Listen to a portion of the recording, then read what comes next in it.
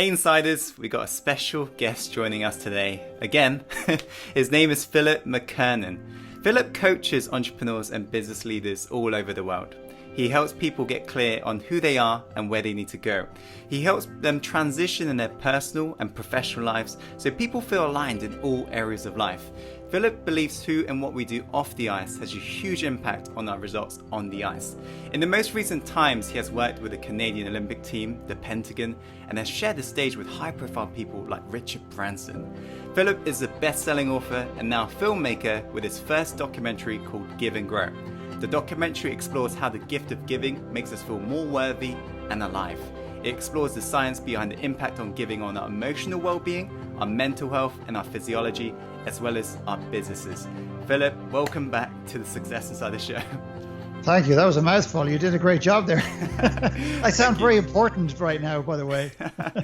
It's a big deal today because you're literally my first guest to ever come back onto the Success Insider Show. So I just want to say it's a true honor to have you on again.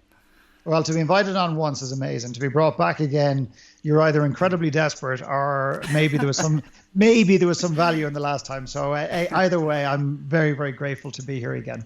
Definitely. I was, like I said last time during our interview, I was truly left speechless, and it's what I expected. Like I said to you, I watched a lot of your interviews, and I noticed how the interviewers would always get speechless during the middle, and I told myself, I'm not going to be one of those guys. And it happened to me. Since we last spoke, it was just a viral growth on my channel. It went from 6,000 followers to 56,000 followers in 3 days. And you could call that an accident, you could call that destiny, whatever, but I'm just living with it. So just want to say, yeah, it's amazing what life can really deliver you. It is, and I think I was asked a few days ago to talk about the difference between chasing opportunities and being open to possibilities. And I think when we're striving to do something, we're trying to be inspirational and aspirational at the same time, but we're not overly connected to it. I think that serendipity, coincidence on purpose or whatever you want to call it starts to happen. And, since you and I last spoke, I've had some very, very strange, wonderful experiences and possibilities present themselves when I wasn't attached to the outcome, when I wasn't chasing them down. And I sense that I think sometimes when you can let go of the outcome and just allow things to unfold, I think going from 6,000 to 56,000 is even though it's counterintuitive and it doesn't make sense, I think it's even more possible to do things like that. Definitely. Do you mind sharing about what happened over at your site? Well, there's a few of them. I mean, I could give you loads, but I'll give you one. I mean, for example, I don't know exactly when we last spoke. I didn't check my calendar on that, but, being invited to the Pentagon, I mean, who the hell am I to be invited to the Pentagon, to this high level meeting in such an environment? The other day I spoke in Toronto, and there was a guy called Robin Sharma, who's a well-known speaker, has been around for a very long time. I don't mean that he's very, very old in case he's listening to this, but now that you have 56,000 people, he could definitely be one of them. But he's definitely a guy that, I remember being given his book many, many years ago, and The Monk, the Soulless Ferrari, and I remember it being a story, a fable, and I remember being related to that. And as a dyslexic kid, you don't read a lot of books. In fact, even as a dyslexic adult, I don't. But I remember that one book kept me engaged, and it played a part in my journey at some level. I don't know exactly how. But anyway, I spoke on stage, but I didn't go into this event knowing that Robin was speaking first, I was second, and he's an iconic speaker around the world. And normally I'd be very intimidated, but I went in saying, I'm not going to chase him down. I don't want to meet him for coffee. I don't want to hug him or take a selfie. I just, if we meet, great. If we don't meet, that's fine. I come off the stage. I put everything I could into the talk, whether it was good, bad, or indifferent. That's not up to me to decide. And I get a tip on my shoulder and said, I work with Robin Sharma. He wants to meet you. And I get brought into his private dressing room, and he proceeds to be extraordinarily complimentary to what I'd just done on stage, and then goes as far as to ask me to fly to Switzerland, from the United States to Switzerland, to be with him for 3 or 4 days, and to deliver to his private clients and stuff like that. So, that is something that I never had a desire. I never had a goal. I never planned it. It just organically, accidentally, on purpose happened. And that's just one. And I believe I'm having more and more of those every single day. And it's just to have the courage to say, I want to make an impact. I want to progress. I want to be successful. I want to move forward. I want to align. I want more of me to show up in the world, but don't be attached to the outcome. And there's this beautiful gap in the middle. And that's when the really cool shit happens, as far as I'm concerned.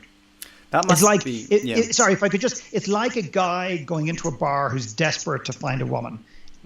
You tell me, and the female audience, you tell me, is that the most attractive? Or is it a guy who, nor is it a guy who goes in and says, I don't want to meet anybody. It's just somebody who goes, yeah, I'm open to it. If it happens, great. If the right person comes along. They're way more attractive in life and way more open and approachable in life. And that's what I find. Right. How do you believe, or why do you believe things like this happen? Do you believe in destiny? Do you believe in, I don't know, universe? Why do you believe this happens?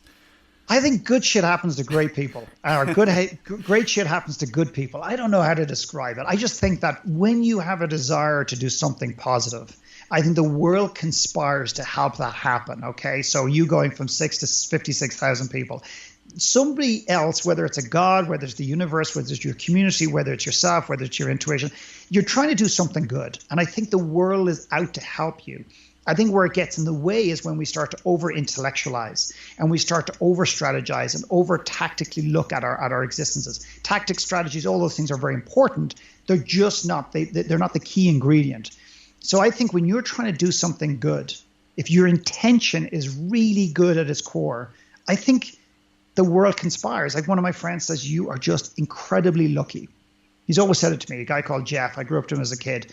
He said, you're really lucky. And I used to think that luck was something that could be given and taken away in a heartbeat. And I think to some extent, maybe there's a bit of truth in that.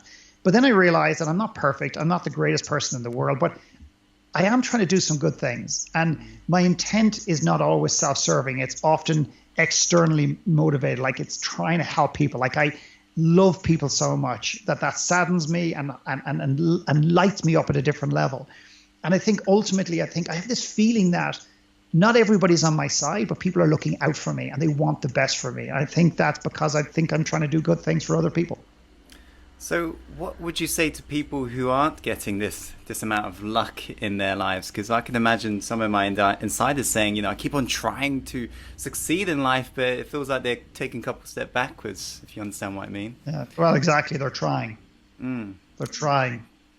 They're trying so hard. It can feel very forced when someone's trying to do something. And I would say very respectfully is that perhaps two things. Number one is there's probably a number of different things. One is they're trying too hard, perhaps. And I'm only speculating here again. I don't have the actual, like somebody sitting in front of me saying, here's my exact sample, and then I can dig deeper. Number two, maybe they're not in touch with their why. Their why is not aligned with their intuition, their soul. The why is an intellectual why.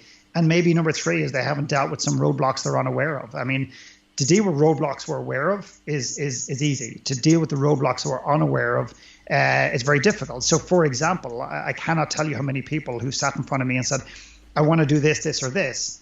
And I go, really? And they go, yeah. Are you suggesting I don't want to do it? And I said, well, I hear what you're saying, but I don't feel it from you. To which they get pissed off or mad or cross or whatever. And then we do and really there's this sense of sabotage, this sense of not deserving it, the sense that they're not good enough for it, the sense that really no matter what, they're not going to achieve it because they're not as good as somebody else. And when you can get to that real core belief that sometimes and more often not they're unconscious, they're not even aware of it, then you can start to uncover stuff. And then what you'll find is luck, and we could replace luck with some flow, starts to come into their life and they start to trust the unfolding of it. And that's when it starts to happen. When was the last time that one of your listeners, met somebody when they were the least expecting it, like an intimate relationship, or they had a business opportunity come to them when the last thing in the world So I think that's it's internal. It's not just something external. It's like how we are in our own skin has an impact on this. Okay, sure. What are your thoughts on destiny? What does it mean to you, destiny? Well, I think for me, what I'm curious when it comes to the concept of destiny or being destined for more is that, I'm always curious to know, do we feel like we're destined for more? And I don't mean more shit, more stuff, more materialistic items, but I mean, do we feel that we're at some level that we're on this planet to give back, to make an impact. I believe there's two things that are absolute within the context of humanity. Number one is, irrespective of how we might go about it, I think ultimately, number one, every single human being in the world wants to make an impact. Like, absolutely wants to give back and make an impact bigger than themselves. In other words, outside of their own home, like within the community, within the world, whatever. Number two is, I think that if you strip it down to its core, I think people want to give back and they want to help other people. But how they want to help people is they want to either accelerate or fast track people through the pain they themselves experienced. And if you strip it back to its core, now that's if you want to give back and you want to impact in alignment with who you are. Excuse me. But if you want to just impact, then you can basically take a widget off a shelf and say, hey, I'm just going to sell widgets and help people through widgets, or I'm going to sell millions of widgets and all my profits are going to go to X. But if you want to align your impact, your gift, and your talent in perfect alignment, I think ultimately we want to fast track or eliminate the pain that we experienced for other people. Okay, sure. And so what would you, in just say a couple words, what is destiny? Is it when you're aligned with your gift and talent? Is that what it is, or? Yeah, I think so. It's not even talent. I think it's when you're honoring your gift. A lot of people are executing their talent every single day, but they're not honoring their gift. I think when you start to honor your gift, your destiny is unfolding. You're basically you're on course. You're on trend, whatever you want to call that. But you're moving towards the place that you're meant to be without a desired outcome that's necessarily attached to that. The other thing that I love, and it's something that I learned from a guy called James Curley, who's now the global president for Levi Strauss, which is a big monster company, which lost its way, I think, as a brand, but he is reinventing the brand from the inside out, literally. He talked about that he wanted the brand to be to honor its iconic status. In other words, the original brand, the original gene maker, etc., but not to rely on that. But he talked about the brand being both inspirational and aspirational. And I love that as a concept, is that we strive to be inspirational every day, but that we also have this something that's aspirational, that we can be something that we're not yet, but again, not being overly attached to it. So I'd like to think that my life is like that. It's up to other people to decide whether it is. I try to inspire people every day, but I also have an aspirational outcome and desire and intent for my life. And that feels very in alignment. So I have direction for the future, and I'm in touch and connected today using my gift in terms of what I'm doing. Right. So what advice would you give to people who are, because nowadays you jump on Google, right, top rated searches, it's like finding my destiny, finding my gift, or you name it. I mean, what advice would you give to people who feel lost and are lacking clarity in life? What can people do? Are there any special steps they should take? What would you say to that? I would say that I would ask them to search less on the outside for what they're looking for. So I had a young man from London, ironically, as we speak here today, just yesterday on the phone to me, a young guy, 18 years old, beautiful soul. And the pressure he was putting on himself to find his passion, as he called it, and therefore to live it and to live out this passion for the rest of his life. And just this overwhelming pressure. And it was like he was looking for it outside of himself. Like, I'm looking literally at the Rocky Mountains from this room here, right? So the Rocky Mountains are about 200 meters from where I'm sitting right now. And when I think about finding something, I could be like my glasses, which I don't wear, my keys. They're probably under the couch, or they're behind my office desk, or one of my kids has taken them, or something else that could be lying on top of the mountain. They're under a bush. So it's something I have to find outside of myself. What I would strongly encourage people to consider is that the clarity that they seek is already within themselves. Now, that might sound corny, cliche, woo, whatever you want to call it, but if you can assume for a second that when I do coaching with people, a lot of people want to be told what to do, and I can give you the 10-step process to live the perfect, happy, meaningful, aligned life. But will it be in line with you, or is it just what I think you should do? What I'm very good at is drawing out of people, uncovering their gift, helping them understand it, and maybe providing an environment in which they can unleash it on the world. Every single client that has ever come to my door seeking clarity already has the clarity. Every single one. They may not believe that, but if you could open to that possibility to him in the context of your life, that actually the clarity I seek, I already know. I already feel it. So then the question becomes, I don't need to find the clarity somewhere else. I just need to uncover, therefore, what is blocking it? What is blocking me getting in touch with this clarity that's already within me? That's a very different question. It's also more possible. It creates more hope. It means it's not 10 miles away on the other side of the rocky, this mountain in front of me. It's so close. It's just under the surface, but we're not looking at the signpost. There's some block that we don't. So it's a very different invitation. So to me is knowing that it's closer to home than you think, and that all you need is some assistance to get out of your own way to uncover the clarity that you say you want. Right. So when you talk about blockages, is there something that they could do themselves, or do you believe it's something that they need to seek help for? Yeah, and this is an interesting one, because when I say this, people say, well, of course you're going to say that. It's so self-serving because you're in the coaching environment, you do those retreats and stuff like that. I honestly think it can be a bit of both. I absolutely, with my hand on my heart, would tell you, even if I didn't coach people and I gave it all up tomorrow morning, I would say, please, I'll tell you how much I believe this.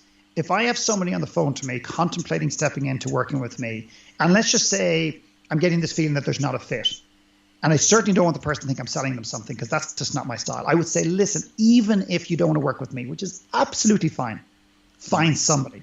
But find somebody that you're aligned to. Find somebody that has the courage to call you and challenge you, not just tell you what you want to hear. So I think you can do a little bit of exploration through journaling and just taking space for yourself. Is so underrated. Not talking about meditation, talking about taking space, just taking, to create some mental, emotional and physical space in your life, just to ask very simple questions without the pressure. And secondly is, I do believe that every one of us cannot see our own shit. We're too close. The example I use is as a golfer, Padraig Harrington, who basically at the age of 15, so the interviewer said to him, "Have you ever had a bad day?" He said, "Let me tell you my worst day." And the guy's going, "Yeah, you just won the British Open for the second time." Himself and one other golfer, and Tiger Woods, have ever done this in the history of golf. He won 3 majors in 15 months, and this is the question he's asked. And the guy goes, "You're going to give me your worst day?" He goes, "Yeah, please, bring it on." Like the interviewer, was so excited, here's the juice. And he said, "When I was 15 years old, somebody videoed my golf swing." And the guy's still looking at him going, "Oh, okay, and then they showed me the video." And he said, because up to that point, I thought I had a majestic golf swing. In other words, he had this golf swing. The results were good, but when he saw his golf swing on video for the first time, he realized in that moment, it saddened him. And that's what reality checks do. When you have the courage to really look at your life with somebody who's not connected to the outcome, the realization can be, fuck, I thought I was in alignment. I thought I was happy living where I am. I thought I was doing the right work. It can be sad, but now he had something he now could do something about it. And in his case, he knew in his heart and soul that swing would not win him a major, never mind a PGA title. And then he changed it. But he couldn't see it. And the camera was a way of seeing it externally. He couldn't see it because he's too close. And I believe our lives are the same. Right. So we need somebody at a vantage point to really see what we're going through, in a sense. Is that what you're saying? Yeah. Somebody who's unconnected to the outcome emotionally, physically, and financially. Because if your cousin, you say your cousin's a great business person, great entrepreneur, they're my go-to. He's brilliant. He wants the best for you. And he emotionally is connected to you. So he probably will fall a little bit shy of calling you and challenging you at a deep level where that's maybe the very thing you need. Or that he wants so much for you that he can't help but allow his personal agenda get in the way. And it's not a bad agenda, but he wants the most. He wants you to stay in London because you're across the road from him, and he wants you to look after your family, and therefore his advice will be somewhat tinted in that regard. So it's not bad advice. It's just someone that is unconnected to the outcome, can look at it freshly and say, listen, there's nothing really in this for me other than the fact that, I'm your external advisor and therefore like a mentor or something like that. You don't even have to pay for it all the time, but somebody who's unconnected to the outcome. Okay. I just thought of then, basically reading some comments after we did do that interview last time, and I read a comment from Anna Jung, who's one of my loyal followers, loyal insiders. She was saying how she was left emotionless, very emotional after the interview. And one of the reasons I believe is I actually inserted your speech at the end of the interview as well, because I personally thought it's so striking. It's your speech video you've got on your website with epic music, and it's a particular section where even my fiance noted it was just so powerful. You was talking about how people go on in life believing God, believing in their mum, their family, but not believing in themselves. And I think that resonates highly with so many people because, you know, your slogan, one of the things you say is believe in you. My question is, what if you don't? It's funny how emotional I get when you talk about this. I think there's nothing more tragic in this world than the people I meet as I walk the globe who are beautiful souls, have beautiful souls. And the only person that can't see it, doesn't want to see it, or cannot see it is themselves. And they bully the shit out of themselves. They beat themselves up. They knock the crap out of themselves. If I could record a few of the clients, forget about clients, if I could record people, if I could record it myself, how I spoke to myself, even try to put words to the internal dialogue and played it back to myself now. I'm not saying I'm perfect. I don't beyond it. I wouldn't speak to a piece of crap on the street like I speak to myself sometimes. So I find it incredibly challenging sometimes. I find it very sad. I don't mean sad as in condescending to people, but it's a tragedy that we walk through this earth and we will believe in iconic business characters. We will believe in our gods. We will believe in authors and speakers and celebrities, and we'll put them on pedestals. And yet we don't find the place to believe in ourselves. And so many people suffer from that. And even the celebrities and even the iconic characters and even the most famous business people and the biggest philanthropists in the world, there's not one of them that doesn't struggle with a lack of self-belief. Not one of them. Now, they may never tell you that, but that's their choice. I think there's this beautiful place for celebrities to come out and say, hey, so for example, the example I sometimes use is my little boy loves Manchester United. So would it be not just appropriate, but would it be beautifully courageous for someone like, say, Wayne Rooney to come out and say, hey, guys, there's millions of young kids who aspire to be like me. And that's wonderful. And it's a very big responsibility. But part of my responsibility is letting you know both sides of the coin. So yeah, I'm a soccer player. Yes, I get paid 250,000 sterling a week or whatever his fee is, and it's very close to that. But just so you know, here's the dark side. Here's the shadow side of soccer. Here's the bit that I never talk about on Facebook. Here's the bit that I want to let you know so you can make a fully informed decision whether I am somebody you not just want to emulate, but you want to follow and model in your life. And that's the piece that a lot of celebrities and a lot of famous iconic characters aren't prepared to give you because they think that's weakness. So I think going back to your original question is, what if someone doesn't believe in themselves? Well, rather than sit there and say, you wallow and get lost in the I don't believe in myself, look at why you don't. What are the things that have been done to you? What are the things you've done to other people? What is the shame, the regret, the anger, the disappointment that you carry in yourself? Why do you have such incredible expectations on your shoulder? No matter what you do, it's never enough. So even when you achieve something, you still find some way to beat yourself up. So look at those and dismantle them one by one. Move through them so they don't control you anymore. Like I spoke to one guy, I spoke to a lady the other day and a guy on the same day, and I said, how hard are you on yourself on a scale of 1 to 10, 10 being really hard on yourself? And I said, just before you answer that question, because it's Wednesday and because it's a special day and because I'm feeling good and generous, you can go to 12 if you want to. And both of them laughed. And their answers were, yeah, 11 or 12. So why? Why are you so hard on yourself? Where did you get the fax, the email, the text, the tweet, the post that says you have to be? Because think about that. People, and here's the mistake they make. They go, well, if I'm not hard on myself, I won't be driven. Good luck with that strategy. What I'm saying is no matter what you achieve, it's never going to be enough. So therefore, it has this really detrimental effect on your ability to achieve way more than you can even fathom. So to me, it's about replacing the hardship, the blame, the just this hardship with a little bit of compassion. And you won't lose your drive. In fact, what you'll find is you'll be more aligned, and more of this serendipitous, type of context comes in. More of this fluency comes in. So we're afraid to lose our drives. We think we need to whip ourselves every day. We used to whip slaves years ago. We used to whip animals, and in some cases we still do, to get them to do shit. We know that doesn't work anymore. So why do we keep doing it to ourselves? Wow. So I can definitely relate to that. Being hard and being strict in regards to my rituals regimen. Can I add one other thing before you go? Sorry. Sure. Go for it. The other thing is everyone around you is screwed.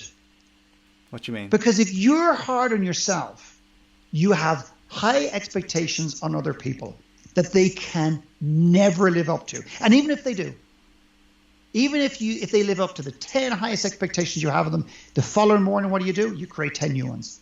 If somebody's listening or watching this and you've got high expectations on your shoulders, just don't even go to the people around you, but you could. Just sit there and go, and be honest. You got to be honest. You're ruthlessly honest with this question. Do I place expectations on the shoulders of my loved ones? Sometimes the people I love the most, by what I say or what I do not say. So I'll have a lot of guys in particular, husbands go, no, I never say to my wife, I want you to do this. You go to the wife, do you feel this? Absolutely every day. If you've got high expectations on yourself, I promise you can't but impart those on other people. Now, what we'll do is we'll beautifully say, oh, but I just want the best for them. No. That don't get yourself off the hook. You can hold a frame, you can hold a space for somebody, and you can say, I want the best for you. And you can hold that lovely platform, that place. But when you put expectations, you're stifling the shit out of that person and therefore blocking the relationship in ways you can't imagine. And people think if they let go of this kind of almost a sense of control and they open their hands, they're giving up. That's giving up. Hopefully you can get that on camera. That is giving up. This is actually letting go of expectations and saying, I'm here if you need me. I want the best for you, but it's not my job to put expectations and pressures on you to do things that are sometimes either in alignment or out of alignment with who you are. You've got to do that yourself. Right. But what comes up in my head is just from what I've heard from clients myself is if people don't feel like they're hard on in regards to sticking to rituals, that they fall off the wagon. They start procrastinating. So why do you believe brilliant. Absolutely brilliant. Love it. Okay. And this is where I lose 60% of the audience listening to this right now. Okay. So bear with me. Sure.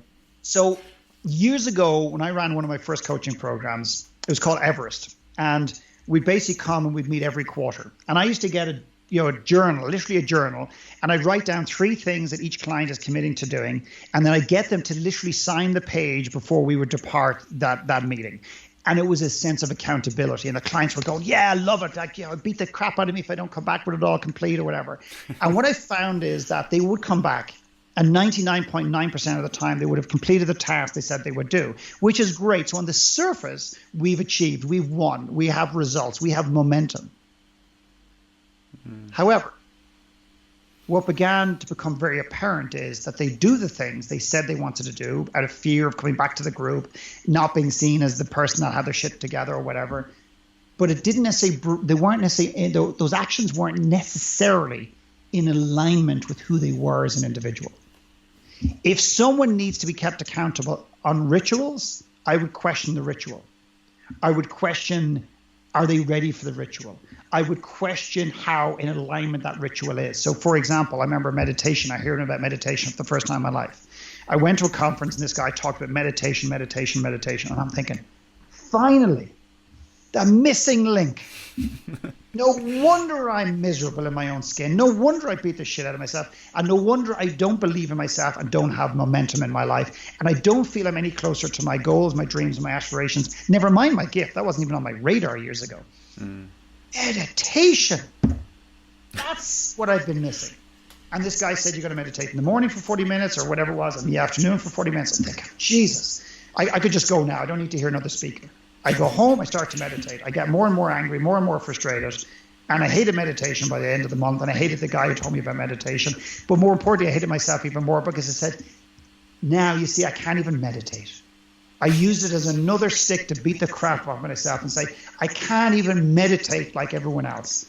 I can't even do it. you know what, there's actually something wrong with me. I'm not hardwired to be successful, happy, or whatever. I started internalizing my failures and making them bigger than they were. Until I gave myself permission and said, you know what, maybe meditation is just not for you, buddy. Maybe let it go. And maybe you don't need to do it every day. Maybe you can do it once a month, maybe every 6 months. So if you've got to motivate somebody to do rituals, I would question it deeply. Procrastination, let's just touch on that because you talked about it. So a client comes to me, I procrastinate all the time. And this actually happened one day. A lady came to me and said, I procrastinate in everything in my life. I want to discuss it. In fact, I want to get to the bottom of it. I said, do you want the quick Band-Aid where I make you accountable and we get, every week and I beat the shit out of you if you don't and you get shit done? Or do you want to get to the source of why you procrastinate? She goes, well, the source. That's great. I said, so you procrastinate. Where did you procrastinate? Everywhere in my life. I said, great. Did you drop your kids to school today? She said, yeah. Did you forget to dress them? No. Did you forget to feed them? No. Where are you now right now? She says, I'm in my office. I said, are you naked? She goes, excuse me? I said, are you naked? Did you forget to put your clothes on this morning? No. I said, well, number one is you don't procrastinate everywhere in your life. Procrastination, I don't believe exists. It's not real. I think it's a way some sadists came up with the concept as another tool or mechanism to beat the crap out of ourselves. If we are procrastinating in an area of our life, I would question its alignment. It's alignment. If I have to remind myself to do something, obviously it's not what I should be doing. So someone might say, well, that's ridiculous, Mckernan. Hang on a second. If you can have an alarm that goes off and says, eat fruit.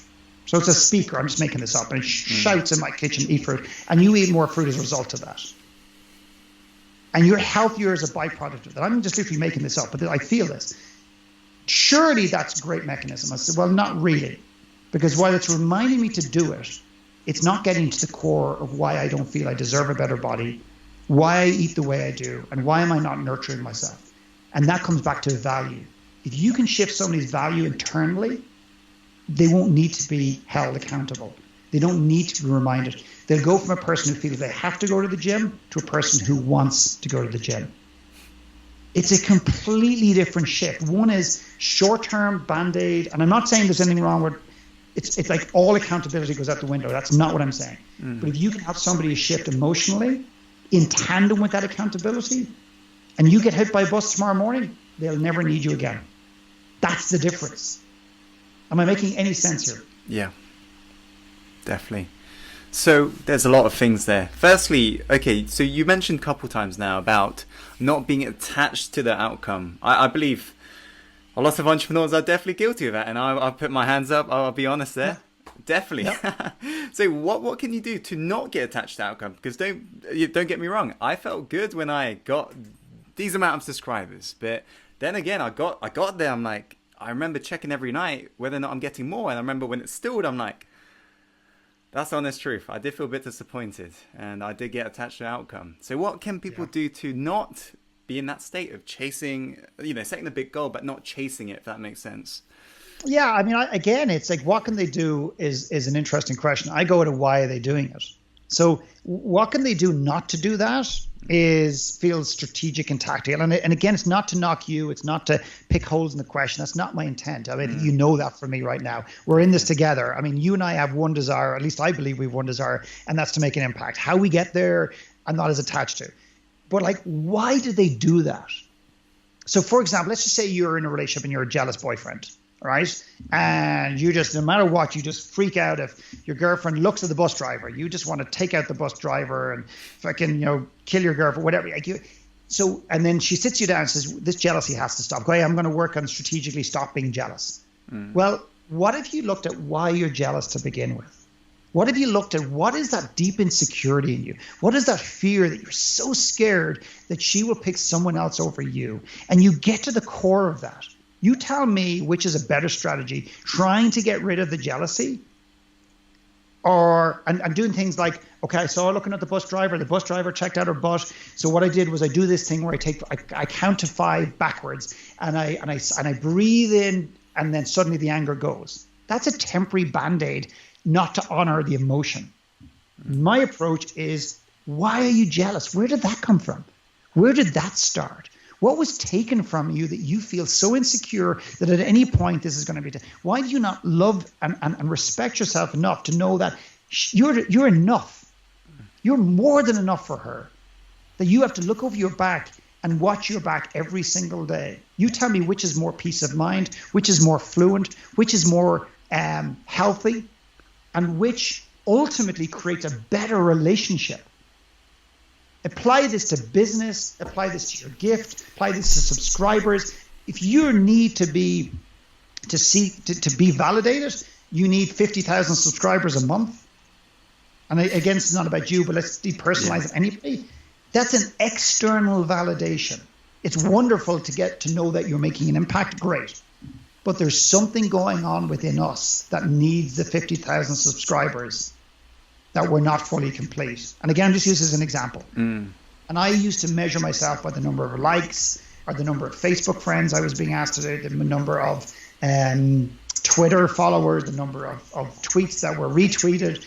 We're measuring this. And no matter how much we externally measure any validation, I promise you, there'll be a day, hopefully sooner rather than later, you realize that actually none of that means shit unless I'm comfortable with my own skin. But then it becomes a bonus. And when you don't need it, that 50,000 becomes 100,000. I guarantee you. I guarantee you it comes 100,000. Now, you're not letting go over here and saying, but the 100,000 haven't happened. I'm talking about you really let it go. You give up conditionally to who you're trying to serve, and the rest will look after itself. And how can you truly let go? Again, it's the awareness of why you're holding on. Okay, so asking the why. It's not just, it's doing the deepest dive on the why, like really understanding. So think about it in the context of fear. Is that people are trying to eradicate fear, get rid of fear, squish fear, kill fear and everything. Well, good luck with all that. Good luck. Brilliant. Because it'll never go away. And it'll always be part of who we are. And the fear that we have today is the same fear we had 50 years ago, 20 years ago, 10 years ago. It's just the circumstances change. A bungee jump fear today is the same fear as we had when we opened up our own business. Walking across the bar and asking a girl out for a date or a drink is the same fear as we'll have next month when it comes to saying no to our biggest client because they're not aligned anymore. The same fear just puts a different name on it. So we'll never get rid of fear. But if you stopped and said, okay, I have a fear of flying, and you went online and you read all the research there is to prove that flying is one of the safest ways to fly. It's been proven, that's been proven, that really that doesn't alleviate the fear, okay? But if you went below the fear and said, okay, why am I fearful of flying? What is it about flying that makes me feel insecure? What is it about flying that really brings this overwhelming fear? Why is it flying as opposed to driving, flying as opposed to walking, flying as opposed to cycling? Well, actually, it's control. I don't have control. I feel safer if I was flying the plane, even if I wasn't qualified. That's how neat people are. So why do I need to be in control? Well, I wasn't in control as a kid. My mother was an alcoholic. My dad was this, my whatever, or vice versa. And there was always this sense of uncertainty. That uncertainty breeds this absolute, overwhelming, unhealthy desire for certainty. The need to know, and that is unhealthy. And the need to know, we think, is the more we control, the more we know. If you've got a beautiful relationship that you're afraid that they'll go off with somebody else and you try to control it, 99.9% of the time, the very thing that you're trying to stop and prevent is going to happen. Because you can't control people. So rather than trying to let go, understand why you don't. And that awareness, that understanding, you become more secure in your own skin, more secure in your emotional state. You don't need all these things. And then just suddenly, you're not even conscious. You're just letting go, letting go, letting go, letting go. And everyone feels like, oh, your wife, your girlfriend will lean in. Your colleagues will lean in. Clients will come to you. You'll get interviews. You'll get this because you're more approachable and it's less conditional. If that makes any sense whatsoever. Yes, definitely. So it's just basically delving deeper and really getting to the root cause of the issue itself. Yeah, Wow. if you want like 5 steps to better something or whatever, there's a lot of strategies out there. In fact, you could, as you said, go on Google and figure it out. But the strategies and the information isn't working in humanity. So for me personally, people who want to do a deeper dive and get to the core root. And again, I'll give you a relationship context here. I literally had a couple about 2 or 3 weeks ago reach out, who've done a little bit of work with, and their biggest challenge is communication, which it's not. They think it's communication, which is the surface. The words they're saying are pissing each other off, but so if they want the 10 steps of better communication in a relationship, they can Google it, they can buy a book on it, and there's maybe a million other people that do that. And again, I'm sure it's very useful. I want to know what's pissing them off. It came down to what she said is, my husband does not appreciate who I am. He doesn't let me know, and I feel that he just doesn't appreciate who I am. I said, okay, husband, what do you think? He said, well, I keep telling her. I've told her here, I've told her here, I've told her here, I've told her here. And I said, great. So she's sitting there probably going, yeah, this is cool. Mckernan's just about to take him on now. Get him right between the eyes. And I said, you know what? Let's call her Mary. I said, Mary, it doesn't matter if your husband says it in Mandarin. It doesn't matter if he says it in Latin, standing on his head on the top of the Eiffel Tower. I said, you don't want to hear it right now, because the challenge here is you're not good enough in your own skin. You're hard on yourself. And no matter how he tells you how amazingly he loves and appreciates you, you can't hear it. You don't want to hear it because you don't believe it yourself. And there are so many women in that environment, in relationships, that they don't have a great appreciation for who they are. And it doesn't matter how many bunches of flowers you send them. They'll temporarily feel special, but it will never, ever, ever fill the hole, that gap in their emotional state. And it's men as well. It's not just a female thing. That's an example. So we can deal on the surface. I can give you 4 communication things you can do. You can write a letter. You can give the speaking stick. You can do this. You can do that. Or do you want to get to the core? Getting to the core feels like a little bit more hard work. It feels like you need more courage. It feels a little bit more rigid. But trust me, the rewards are off the charts. Wow. Let's now start talking about you, Philip. Sorry, hello? Hello? You're breaking. Hello? Yeah, no, sorry. I'm in a tunnel. Yeah, you're breaking. so get ready. So let's go. What I find is you as a speaker and you just as a messenger to the world is you have this sense of just really just telling the truth in a sense. So my question is that you have this ability to feel and really just get a feel of what's actually going on, beneath the surface. The question is, have you always had this intuition, or was it some blockages that was in the way and you cleared it away? What's your story of how you managed to really, get to where you are? I believe I always had it. Okay. I believe if I'll give you two possibilities. Either one, I inherited from my mother, who is probably one of the most intuitive women I have ever known, intuitive people I've ever known, but she never trusted herself. She never trusted herself with her intuition, and therefore she never fully honored it, in my personal opinion. I shared that with her one day, and she cried in a different environment. But definitely, if it's a more spiritual thing, well, then I think I've been given. If I have a gift, and I think our gift needs to be treated with a degree of respect and delicacy, in the sense that I don't think we should self-identify or over self-identify our gift. We're not I don't believe we should be the ones, nor should we. My challenge or invitation to people is strive to be the one naming our gift. Lots of people say I have a gift. I'm sure lots of people say I'm a pain in the ass. So, but I mean, that's fine. I believe it's there. I just don't sit to try to figure out what it is and name it. I don't try to put a label on it. I feel that I've had this feeling for a very long time, but as a young kid, I suspect I honored it a bit more. And then I desperately wanted to fit into society, and I start putting on masks at a very young age. And for every mask I put on, I stifled again this intuitive feeling that I have. So I spent most of my life trying to be somebody else to fit in, and now I want to spend the rest of my life being me. And if I if I stand out, so be it. And if I'm ostracized by society, so be it. So I feel that I've had it. I just didn't honor it. I put a lot of blocks in the way. I didn't trust it. I didn't like who I was. So how could I trust my intuition?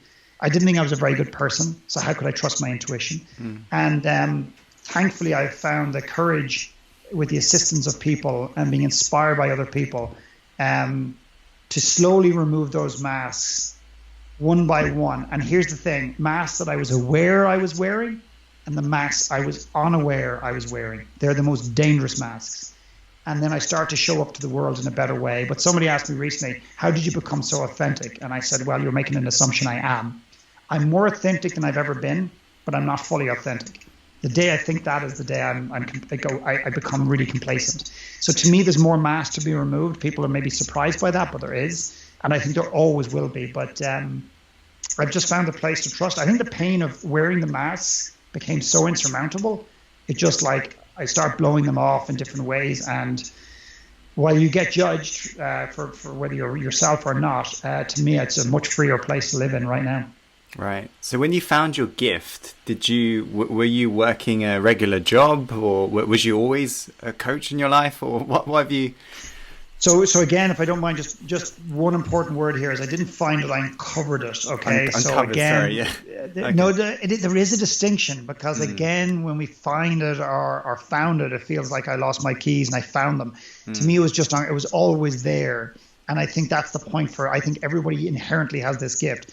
I think it showed up in different ways. So it showed up at a best man speech, which was an accidental thing where I realized that perhaps people I do have a speaking ability. It showed up in, being this little advisor as a youngish kid. People would come to me. And eventually I just said, well, I'm going to honor this. So I started coaching people for free outside of my working environment. That's how much I cared about people. That's how much I wanted this. So what would happen was people would come to me for 1 hour a week and I'd meet them for 6 weeks. They had to pay me something and we give that money to a charity. So I started to kind of experiment with this. So there's little signposts along the way, serendipitous moments along the way, accidents along the way that I believe had a purpose. And now that I look back, it's easier to see how it all kind of formed and landed. And the one thing I did do really well, to be fair, is I didn't just stay busy. Because busy people, I think, are actually hiding from their gift. They're telling themselves what they're doing makes sense, but they're hiding from their gift. And one thing I've done, even though as uncomfortable as it was, I found spaces along the way to create space just to honor myself and to go within. And I think the biggest inspiration has been my clients. They're my biggest inspiration. I'd love to say it's my kids, but my biggest inspiration is the people that I get to affect, how they change their lives, what they do, who they become, and the impact it makes around in their family, in their community, and in some cases, some of my clients are really making an impact in the world. And that has really inspired me to keep going and doing what I'm doing. Right. I don't think I've ever heard you really say, what were you doing during the time when you was working? Was you always an entrepreneur in your life, or was you working full-time? I spent most of my time working for people. So I worked in the vitamin business for 5 years. Then I worked in the wine business for 5 years. And then my brother approached me and said, do you want to come on board with his business idea at the time? So I worked in the coffee business for 5 years. And I always thought that it was the entrepreneurial route that would give me the freedom that I so desperately was seeking. And the reality was that it doesn't matter whether you're an entrepreneur, whether you're working for somebody, whether you're in love with somebody, they live 1,000 miles away, 2 miles away, or they live in your own bed, is you can still be very lonely within the context and confines of your own skin, because really it's back to this, can you be both internally comfortable and externally have things around you that make you feel happy or more fulfilled? And when I started moving into the entrepreneurial space, albeit with my brother, I realized that while it was exciting and it definitely gave me more confidence and it gave me the ability to feel a degree of ownership, it still wasn't enough for me, because what I was doing, I was still executing my talent, but I wasn't honoring my gift.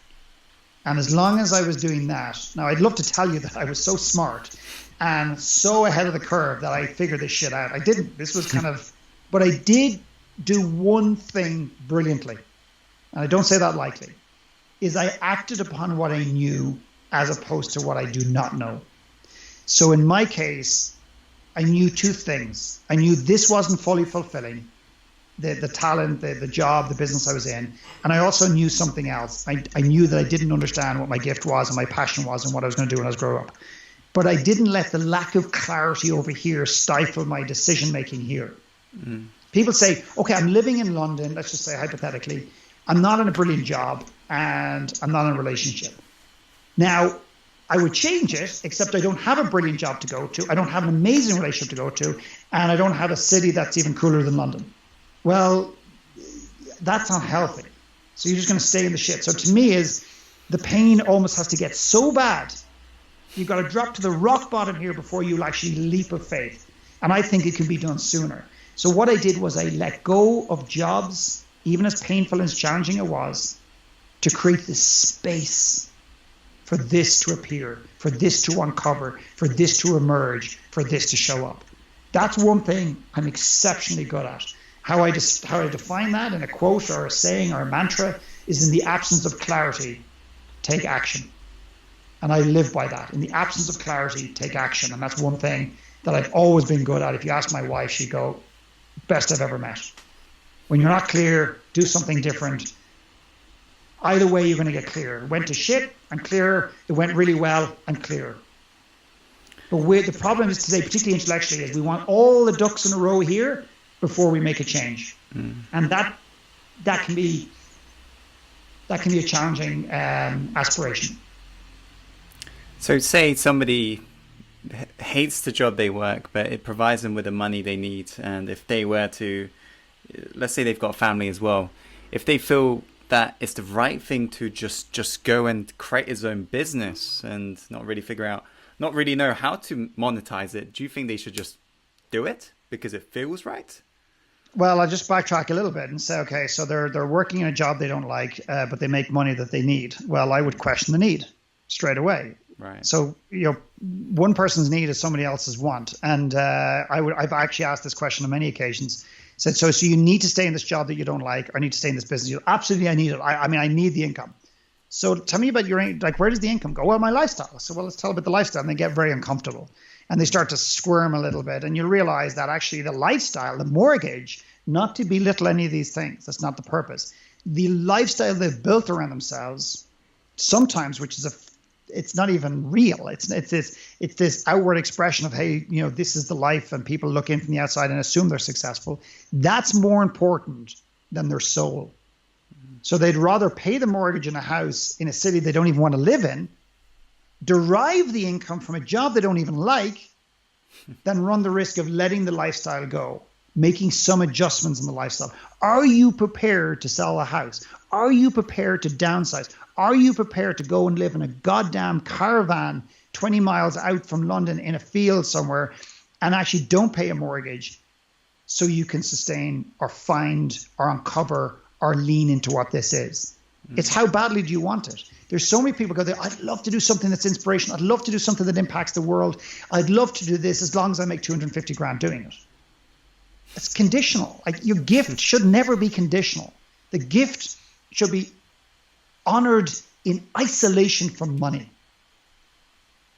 Because otherwise what you're doing is you're going to distort it. Great example of this, maybe not the greatest example, if it sounds self-serving, but when I came up with this vision to do a film 2 years ago, and I basically set out with the intention of doing this film, and I talked to people in the film industry.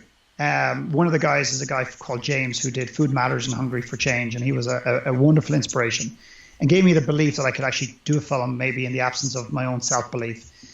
And I'm very determined when I get my head around something. But one thing that people said to me outside of his conversation with me is that you need to figure out what your distribution is first. What's the commercial reality of this concept? Work backwards and then create a story in a film that will build into that. Now, that might sound logical to most. And I said, no. And I'll tell you why, because then that would distort my storytelling. It would distort the film, the message that I wanted. Maybe not badly, but it would distort it. I want to have a green field, a blank slate. I want to have a blank canvas. I want to create the message that I believe the world not necessarily wants, but needs at its core. And then I'm going to move forward and say, figure out my distribution. And that's the way I work. And when I do that, when I trust that process, that's when it works out for me. So if somebody's in a job that they don't like and they're rationalizing, justifying, that they need the money for their lifestyle, I would say that what is the cost to your soul? What is the cost to your soul? And then they might say things like, oh, but my kids are in private school, my kids need this, and my kids. Yeah, you're living your life through the lens of your kids. You're using your kids as an excuse not to live your own dream. And that might sound like a judgment, but I'm telling you one thing. Kids want their parents in alignment with who they are. They don't necessarily need the toys and the stuff and the private schools that we think they need. They want their parents to be happy and in touch with their gift and aligned with their soul and doing something in this earth that makes them feel special. And when they're brought up in that environment, the kids, they absorb that. They're in by osmosis, just by just being around you feel that, and it gives you permission then to do the same when you're older, and you go into your adulthood as well. Okay, sure. So you brought up the documentary, which is The Give and Grow. Yes. Let me ask you, why? Why the film, or why did I bring it up? Why documentary? Why did you decide to go out and film this documentary? That's a good question. I think I just, kind of why not? I wrote my first book despite being dyslexic. I kind of wanted to prove it to myself and the world that even though I'm dyslexic, I can write a book.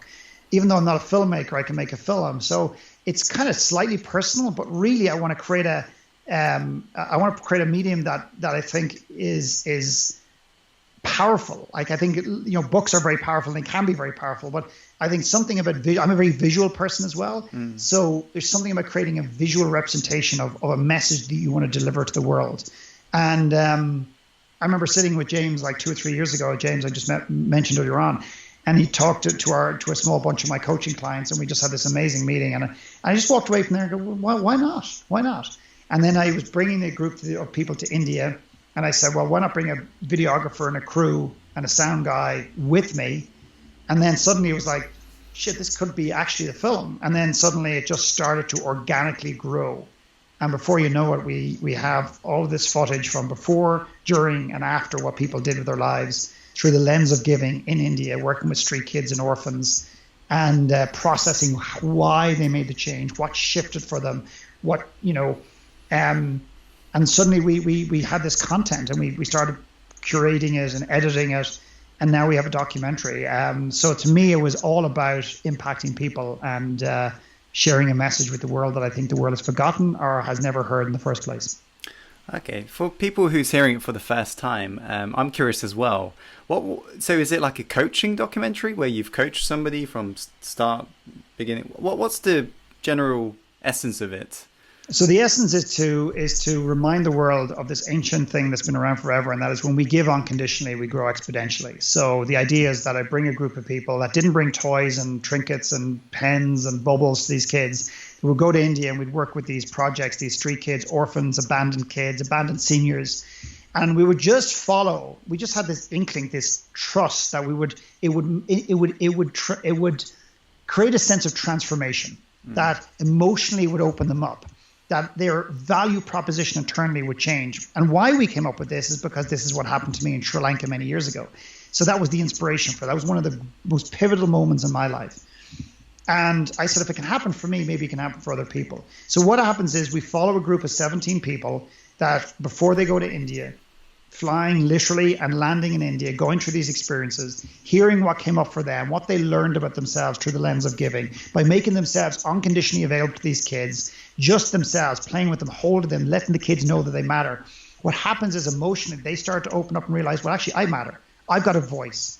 I don't need to be a best-selling author to make an impact in the world. And how does this relate to the alignment? Are you in alignment? Are you honoring your gift or just executing your talent? And then people starting to make that realization in India, and then how they come home and they make the change. My input along the way is some of my story that basically validates or is attempting to validate that this process works, and some of the philosophy I believe around it. So it's less of a coaching and more of a uncovering process. We have a neuroscientist who comes in and says, yeah, not just does it emotionally affect us, but this is what happens in our brains, and this is why it makes us happier. And we have experts talking as well to kind of bring the science and the research into what it is we're experiencing while in India. Okay. And how does it feel to finally be wrapping up this documentary and finally launching it out there? It must feel amazing. 2 years in production, right? Yeah, I think it's daunting. I think it's like writing a book and you suddenly put it out there now for ridicule, for judgment, for support to help people. You can prepare as much as you want, your head's down because you really want to get this done, and now you lift it up and go, Jesus, is this real? So you go through this shit, the documentary's crap. I know I shouldn't say that publicly. I don't think it is, but you go through that space of thinking it's crap. Shit, is anybody going to watch this? Is it going to make an impact? And then you come out the other side and you go, actually, this is a really important message and I'm proud of what we've done. So I think I'm in the pride space right now. That doesn't mean that won't change in 25 minutes. And if we get our first negative review, it'll hurt me and everything else. But the bigger picture here is ultimately, am I happy with the message that we've created? Yes. Am I proud of the fact that we pulled the trigger? Yes. Do I think it'll make an impact? Absolutely. Will it appeal to everybody? Absolutely not. It will not. Maybe check back in a few months and I'll tell you. But it's good. It's a bit surreal and weird at the same time. Okay, sure.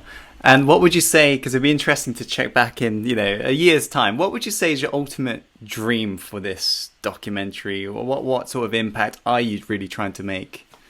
I think irrespective of whether I got one person that comes to my work, like one person that comes to my coaching, my retreats, any of that stuff, even that never happens. If we can hear from people around the world that the film inspired them to actually go out and make an impact and give back of themselves, not just writing a check, which is nothing wrong with that, but like they went out and actually gave of themselves, because there's a massive difference. The science shows it, our experience shows it, our film shows it, that writing a check and giving something physically to another human being, as opposed to actually getting into the trenches, so to speak, there's a massive output in terms of what it does for you, what it does in your brain, what it does for your emotional state, your value, your self-belief, all the things we talked about. I mean, this runs to the core of who we are as people and our desperate need to make an impact in the world, but our challenge with not deserving that we have the voice, the ability, the letters after our name, or the right to do anything. So if I can hear from people around the world, from as far afield as Australia and New Zealand and Africa and wherever, that they watched the film and they got up off their ass and they went out and they just hugged their neighbor, or went down to a homeless shelter, or started volunteering, or started a podcast, and it gave them the courage to do that. Wow. Even one. And we've already had one, and here's one very quick one for you. Matt, who works in our office, played the rough cut, so not the final film, to his mother. And his mother is, I'm guessing she's in her kind of 50s, 60s probably. His mother rang him and she said, well, apart from the fact that I cried, throughout the film because it was quite emotional, she said, I literally put my foot forward and put my hand up to volunteer in a local soup kitchen or homeless shelter or whatever. And like Matt is saying, okay, I love my mother and she's got a big heart, but she never has volunteered in her life. And he said the film literally got her to do it, but opened this part of her, so she chose to do it. And I said, well, Matt, we've already achieved our goal. If it shifts one person's perspective and one person's life, it's a mission well accomplished. So that's what I want. Amazing. Okay, Philip, we'll start wrapping up there. And once again, thank you so much for coming on. Every time you deliver a wonderful message that's straight from the heart. And it's incredible to have a being like this, on the Success Insider show, sharing your wisdom. So thank you. Thank you. You're very welcome. Thanks for having me. Definitely. If you was to leave one final message that they should really remember, from this whole interview, what would it be? Wow, that is a difficult one. I think just to challenge yourself and to quieten your mind and just to feel, do you honestly have a gift? And answer that. Don't let me tell you or anybody else tell you. Answer that question. Do you feel you've got a gift? And that in some way, shape, or form, going back to the word destiny that you started with, are you destined at some level to honor that gift and to impact people and to use that in an effective way to impact people outside of you?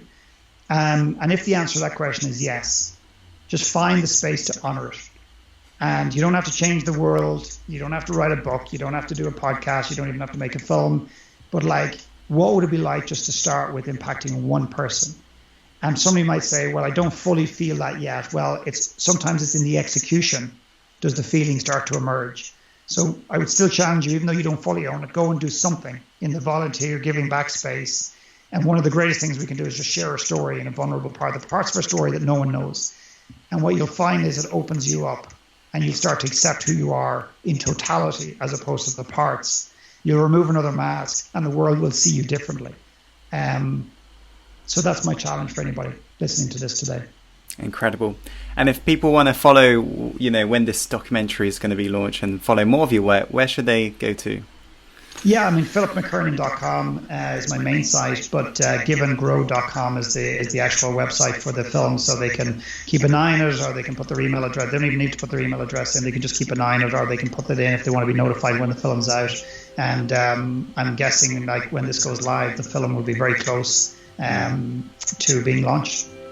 Okay. If they want to do a screening in their city, or they've got 20 friends, they want to get together. We're not attached to their 20 friends buying the film. If they want to buy one and screen a little showing in London or Birmingham or Africa or anywhere for that matter, that'd be kind of cool as well, because then the message is getting out to more people, which is really super cool. Cool. When is it actually out? Is it? I'm guessing it's going to be in about 3. I'm guessing it's going to be probably early November to mid-November of 2016. Okay, insiders, you heard Philip. Look out for it. Okay, Philip, once again, thank you so much for coming on.